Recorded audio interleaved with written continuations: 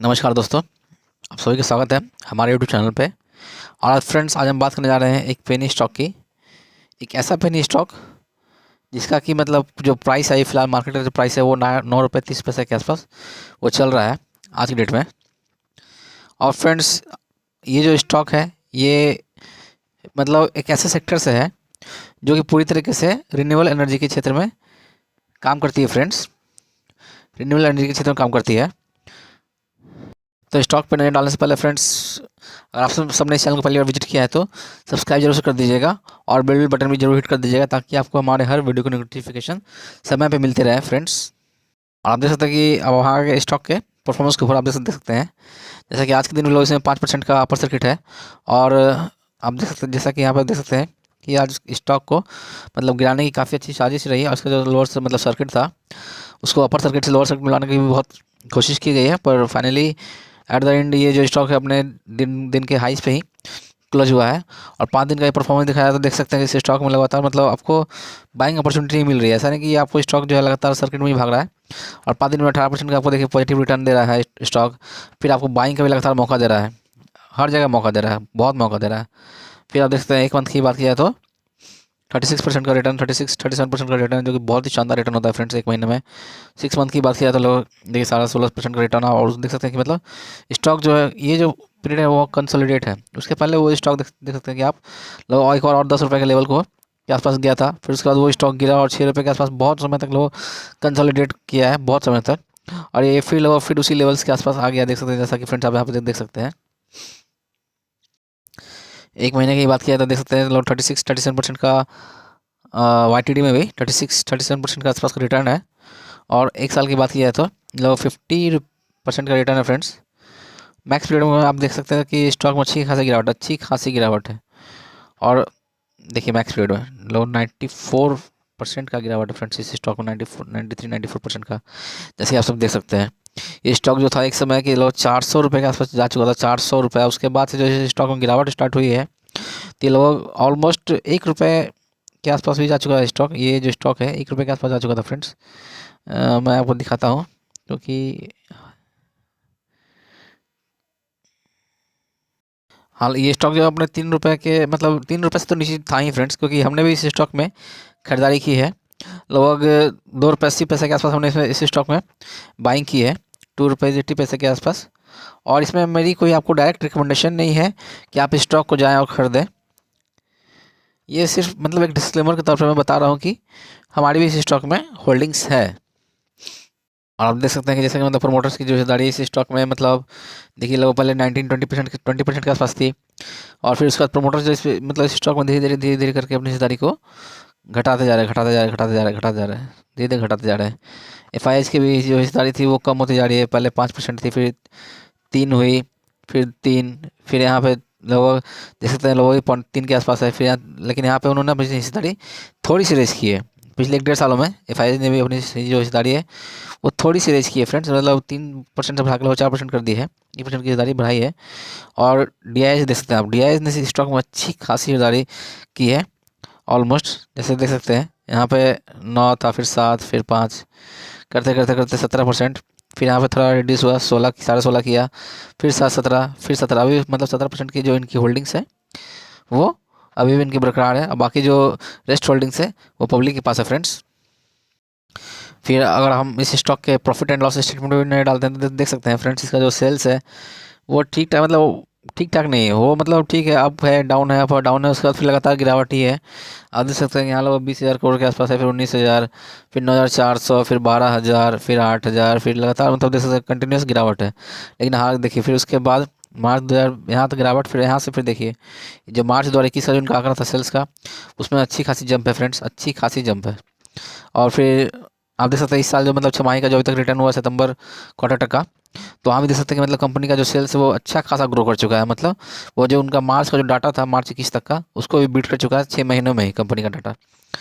आप देख सकते हैं यहाँ पे भी इनका जब आप नेट प्रॉफिट की बात किया जाए, देख सकते हैं कि कंपनी जो लगातार लॉसेस में है, कम ज़्यादा कम ज़्यादा कम ज़्यादा। बट ये देखिए एक यहाँ पे और एक यहाँ पे, यही दो मतलब ईयर ऑन ईयर में कंपनी जो थी लॉस में नहीं थी, बाकी हर जगह कंपनी लॉस में थी, हर जगह लॉस में। और फिर एक जो है मार्च 2020 का डाटा था, वहाँ भी देखिए कंपनी लॉस में नहीं थी। उसके बाद फिर यहाँ पे फिर लॉस में है। तो मतलब ठीक है, कंपनी का जो परफॉर्मेंस है पूरी तरह से ओके ओके नहीं बोल सकते हैं। कंपनी के ऊपर डेप्ट भी है और इसका जो सेल्स भी थोड़ा मतलब कंटिन्यूअस नहीं, मतलब कंटिन्यूअस इन द सेंस कि वो मतलब इस तरह से नहीं है, मतलब वो ऐसे ऐसे करके ऐसे पूरा मतलब अप है डाउन है, अप है डाउन, ऐसा करके उनका सेल्स जा रहा है। मतलब उनका सेल्स जो है कंटिन्यूअस नहीं, जिससे उनका जो असर है प्रॉफिट भी पूरी तरीके से आपको पड़ता हुआ दिख रहा है। और प्रॉफिट भी आप देख सकते हैं कंपनी बहुत कम ही जनरेट कर पाती है।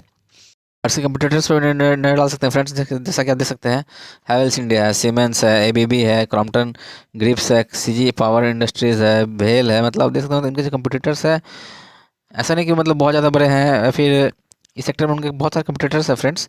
लेकिन और जैसे कि आप यहाँ देख सकते हैं कि कंपनी है जो रिड्यूस डेट, मतलब कंपनी जो अपने कर्जों को जो है लगातार कम कर रही है, जो कि अच्छी बात है कि चलिए मतलब कंपनी का जो जो भी उसमें जो खामियां हैं वो धीरे धीरे सब दूर हो रही हैं, ठीक हो रही है। तभी तो मतलब कंपनी का जो बिजनेस है वो धीरे धीरे अपने पटरी पे आ रहा है, जिससे कारण कि तभी तो ये मतलब कर्जे कम हो रहे हैं। फिर कंपनी जो है कि is expected to give good quarter result, जैसे कि आप देख सकते हैं यहाँ पे।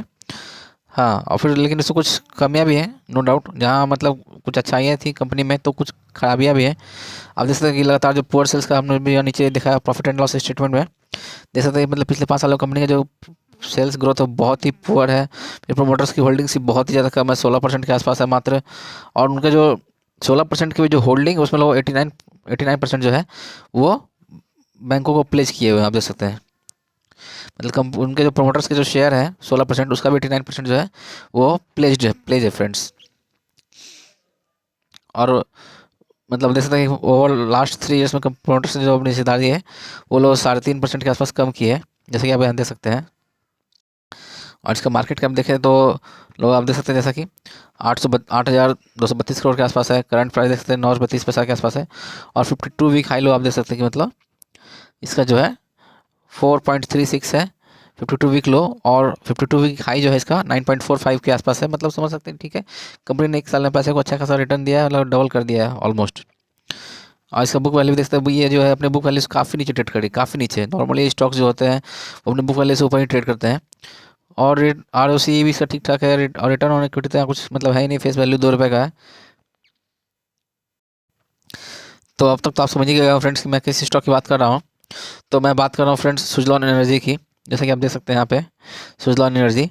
और सुजलॉन क्या करती है कंपनी काम, तो Suzlon energy is primarily engaged in the business of manufacturing of wind turbine generators and related components of various capacities। और अब हम आगे कंपनी की वेबसाइट के ऊपर आप देख सकते हैं कि number 1 in India renewable sector, मतलब इंडिया का जो रिन्यूएबल सेक्टर का एनर्जी रिन्यूएबल सेक्टर जो है उसमें वो नंबर 1 कंपनी है। और इसकी जो क्षमता है कुल 18,990 मेगावाट से भी ज़्यादा की है, जैसे कि आप यहाँ देख सकते हैं। और इन्होंने अभी तक 12,170 विंड टरबाइन जनरेटर्स इंस्टॉल कर दिए हैं पूरे देश भर में। और इनके जो कस्टमर्स 1800 से ज़्यादा कस्टमर इनके पूरे विश्व भर में फैले हुए हैं। और आप तो जानते ही हैं फ्रेंड्स कि मतलब हमारी जो गवर्नमेंट है वो रिन्यूएबल एनर्जी पे कितना ज़्यादा जोर दे रही है, बहुत ज़्यादा जोर दे रही है रिन्यूएबल एनर्जी कुछ बढ़ावा देने के लिए, जिसमें कि विंड आता है, सोलर है, फिर आपका वाटर है। मतलब जो भी रिन्यूएबल एनर्जी का क्षेत्र है जिससे मतलब कोयले की जो निर्भरता है भारत की वो कम हो, काफ़ी कम हो। तो जिससे कारण की सरकार जो है फिर प्लस कार्बन जो फुटप्रिंट्स है, कार्बन एमिशन है, उसको भी कम करने के ऊपर बहुत ज़्यादा ध्यान दे रही है अपनी जो सरकार है। तो एक सब कुछ अच्छी कदम उठा रही है जिससे कि मतलब वो इन सेक्टर्स को काफ़ी ज़्यादा फायदा होगा। ठीक है, ये पिटे हुए स्टॉक्स है नो डाउट, तो आपको इसमें बहुत ज़्यादा निवेश नहीं करना है फ्रेंड्स। इसमें अब ऐसा नहीं कि मतलब लाखों करोड़ों डाल देना है, वैसा नहीं करना है। आपको मुश्किल से 500, 1000 या 2000 से ज़्यादा का निवेश नहीं करना है इसमें। मैक्सिमम 500 या फिर 100 मतलब जो भी आपको लगता है कि आप कैपेसिटी मतलब जिसको डूब जाने से भी आपको कोई फ़र्क ना पड़ता हो, वैसा अमाउंट आप इसमें निवेश करके छोड़ सकते हैं अगले 5 से 10 सालों के लिए। और ये अगर सब कुछ ठीक रहा जैसा मतलब चल रहा है अभी, आगे भी चला, तो ये आपको मतलब भविष्य में बहुत ही शानदार रिटर्न निकाल के दे सकता है। मुझे लगता है कि ये अगले 10 सालों में हो सके तो मे बी 500 या 1000 रुपये का टारगेट आपको आराम से दिखाई देगा यहाँ से भी। और आपको ये वीडियो अच्छा लगा तो वीडियो को लाइक कर दीजिएगा फ्रेंड्स, और चैनल को सब्सक्राइब कर दीजिएगा। धन्यवाद।